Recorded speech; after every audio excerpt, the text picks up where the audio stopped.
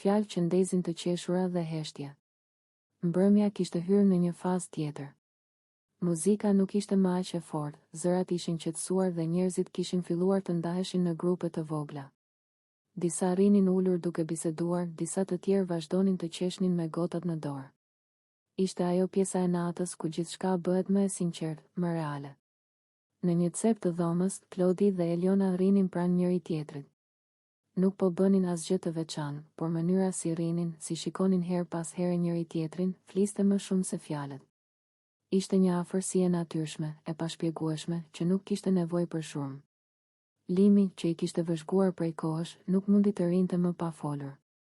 Ai ishte ai tipi që thot gjëra troç, me humor, por edhe me një dozë të vërtetë që godet drejt në mes. Ai u afrua, i pa drejtë në sy të dy dhe, pa asnjë hyrje, tha me një buzëqeshje të qartë në fytyrë. Ju të dy po marroni për njëri tjetrin. Në dhomë ra një heshtje e shkurtër. Eliona uli pak syt dhe buzëqeshi, pak e turpëruar, pak e kapur në befasi. Klodi qeshi lehtë, sikur donte ta kthente gjithçka në shaka, por ishte e qartë që fjalët e Limit kishin prekur diçka të vërtetë. Limi nuk u ndal me kaq.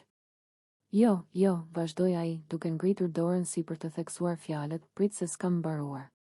Ai u kthye nga Klodi, e pa seriozisht për një çast dhe filloi të fliste me një ton që përziente humorin me ironin. Ti, Klod, i tha, kur të shkosh një ditë me u martu me italianen.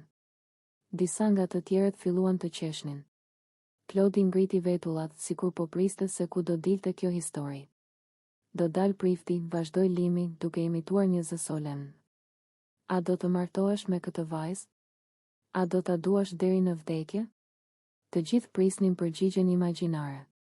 Eliona e mbajti frymën pa e kuptuar pse. Dhe Limi, me një pauzë të vogël teatrale, shtoi. Dhe ti do thuash, jo. Dhoma shpërtheu në të qeshura. Disa qeshën fort, disa tunin kokën, disa të tjerë shikonin reagimin e Klodit dhe Elionës. Lodi qeshi, por këtë herë qeshja e tij ishte pak më e thellë, pak më e menduar. Ti s'ke frena fare, i tha Limit duke qeshur. Jo, u përgjigj Limi, unë kam sy. Dhe syt shohin më shumë se fjalët. Eliona ngriti syt dhe e pa Klodin për një çast. Nuk tha asgjë. As ai. Por ajo heshtje mes tyre ishte më e fortë se çdo shaka. Ishte ajo lloj heshtjeje që vjen kur dikush thot diçka që tingëllon si shaka, por të lë duke menduar.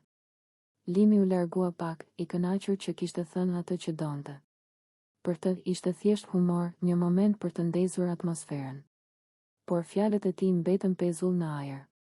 Klodi mori frymë thellë. Mos e merr seriozisht, i tha Elionës me zë të ulët. Ajo buzëqeshi. Nuk po e marr, por ndonjëherë shakat thonë më shumë se e vërteta. Ata nuk folën më për këtë. Festa vazhdoi, muzika u ndes sërish, njerëzit u shpërndan. Por ajo fjali e Limit mbeti diku në mendjen e tyre, jo si një parashikim, por si një pasqyrë që tregonte se çfarë po ndodhte mes tyre. Ndonjëherë,